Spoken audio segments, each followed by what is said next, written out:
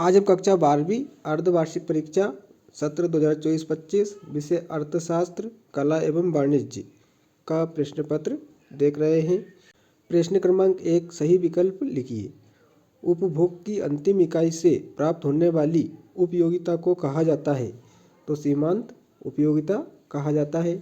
मांग तालिका के प्रकार होते हैं, तो 2 होते हैं। भारत में 1 रुपये का नोट निर्गमित करता है, तो वित्त मंत्रालय करता है। उसके बाद में अगला प्रश्न है, किन्स के रोजगार सिद्धांत का संबंध है, तो प्रभावपूर्ण मांग।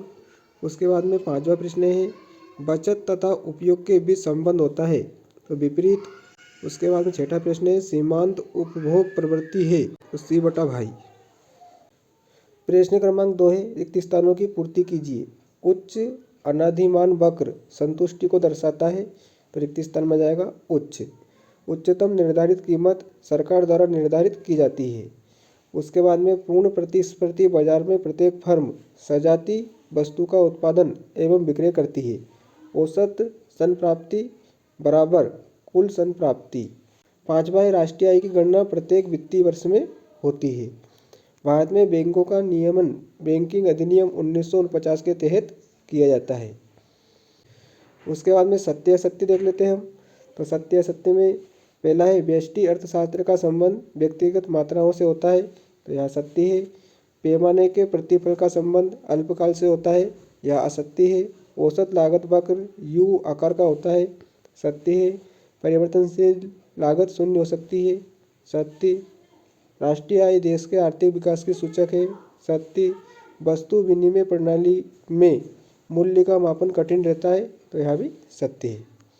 प्रश्न क्रमांक 4 है, सही जोड़ी बनाइए। मांग का नियम, तो इसकी सही जोड़ी होगी मूल्य और मांग में विपरीत संबंध। बजट रेखा, इसकी सही जोड़ी होगी समान आय।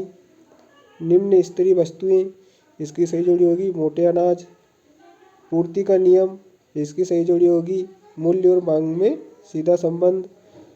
साम्य कीमत, तो साम्य कीमत की सही जोड़ी होगी मांग और पूर्ति बराबर।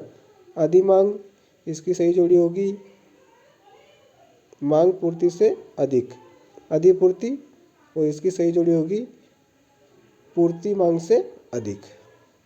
प्रश्न क्रमांक 5 है, एक वाक्य में उत्तर दीजिए। केंद्रीकृत योजनाबद्ध अर्थव्यवस्था का मुख्य उद्देश्य क्या है, तो इसका उत्तर होगा समाज के सभी सदस्यों को समान अवसर प्रदान करना और आर्थिक विकास को बढ़ावा देना। दूसरा, पूर्ति की कीमत लोच का सूत्र लिखिए। तो पूर्ति की कीमत लोच बराबर पूर्ति की मात्रा में प्रतिशत परिवर्तन बटा कीमत में प्रतिशत परिवर्तन। तीसरा है, पूर्ण प्रतिस्पर्धा में क्रेताओं और विक्रेताओं की संख्या कैसी होती है, तो असीमित या बहुत अधिक होती है। विश्व महामंदी किस सन में सर्वाधिक स्तर पर थी, तो सन 1933 में। समष्टि अर्थव्यवस्था किसे कहते हैं। उसके बाद में अगला प्रश्न है, भारत के केंद्रीय बैंक का नाम, तो रिजर्व बैंक ऑफ इंडिया। राष्ट्रीय आय ज्ञात करने की कोई एक विधि का नाम लिखिए, तो उत्पादन गणना विधि। तो आज हमने कक्षा 12वीं अर्धवार्षिक परीक्षा अर्थशास्त्र के वस्तुनिष्ठ प्रश्न उत्तर देखे। धन्यवाद।